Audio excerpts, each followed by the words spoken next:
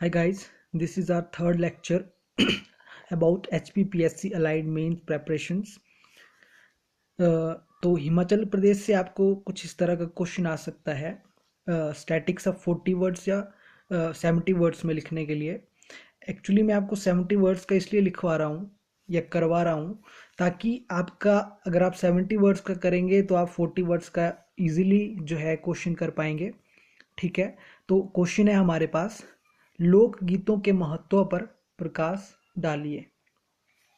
एक और बात कि हिमाचल प्रदेश का जो कल्चर वाला जो सेक्शन है उससे काफ़ी अच्छे और एक व्यापक स्तर पर क्वेश्चन आते हैं।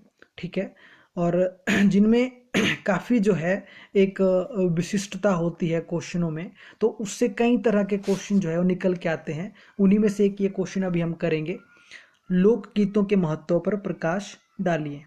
तो इसका आंसर है, लोकगीत जो है किसी विशिष्ट समाज, स्थान या जन समुदाय तक ही सीमित नहीं है। लोकगीतों का क्षेत्र अत्यंत व्यापक है।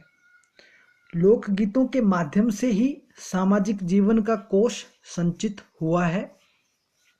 ठीक है, और जनसाधारण के उद्देश्य, स्वप्न, आदर्श व अनेक कल्पनाएं लोक संगीतों के माध्यम से ही मुखरित हुए हैं। ठीक है, प्राचीन समय में जो लोगों के कुछ उद्देश्य होते थे, स्वप्न होते थे, आदर्श होते थे, उन्हें लोक गीतों के माध्यम से जो है अगली पीढ़ी तक पहुंचाया जाता था। ठीक है, वो उस समाज की जो अवस्था होती थी या जो दशा होती थी, स्थिति होती थी, उसका वर्णन उन गीतों के माध्यम से किया जाता था। ठीक है, लोक संगीतों या गीतों का मुख्य उद्देश्य जन मनोरंजन है, किंतु लोकगीतों के माध्यम से ही उत्सव, त्योहार व सुख दुख की कहानी चित्रित होती है। देखिए जी, लोकगीत जो होते हैं वो मैक्सिमम किसी ओकेजन पर जो है गाए जाते हैं। कोई उत्सव होता है, त्योहार होता है। मैक्सिमम अगर हिमाचल प्रदेश की बात करें तो जो लोकगीत है वो कृषि क्षेत्र से ज़्यादातर संबंधित है। ठीक है, जैसे कि हिमाचल प्रदेश में जो है प्रेम गीत होते हैं जिनको झूरी गीत भी कहते हैं। ठीक है, एक बलिदान के ऊपर जो गीत होते हैं। ठीक है, बाकी जो फसल कटाई होती है या फसल बोने के समय जो गीत होते हैं, वैसे गीत काफ़ी फेमस है हिमाचल प्रदेश के।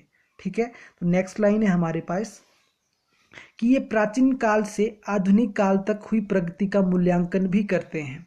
ठीक है, लोकगीतों के माध्यम से हमें उस विशिष्ट समाज की विशिष्ट स्थिति का पता चलता है कि कैसे वो समाज जो है उस समय कार्य कर रहा होता है, कैसे वो प्रगति कर रहा होता है। ठीक है, नेक्स्ट लाइन है, जिसके माध्यम से मानव की पुरातन सभ्यता व संस्कृति का मूल्यांकन साक्षात रूप से हमारे सम्मुख प्रस्तुत होता है। तो लोकगीतों के माध्यम से हमारे पास जो पुरातन सभ्यता होती है या संस्कृति होती है उसका हम मूल्यांकन कर सकते हैं, और हमारे पास उसका एक बहुत ही अच्छा जो है वो प्राप्त होता है कि किस तरह की उस समय संस्कृति थी, किस तरह के लोग थे, किस तरह के वो चीज़ें करते थे, चाहे वो कृषि थी, सामाजिक ढांचे का पता चलता है, किस तरह से उस समय परिवार होते थे उसका पता चलता है। तो आपने इस तरह से लोकगीतों के महत्व पर अगर प्रकाश डालिए ऐसा कुछ कोई क्वेश्चन आता है तो आपने उसको इस तरह से 70 वर्ड्स में लिखना है। ठीक है, और राइटिंग स्किल में आपका यही देखा जाता है कि आप क्वेश्चन को जो है जो आपसे पूछा गया है उसको कैसे अपने आंसर में रिप्रेजेंट करते हैं।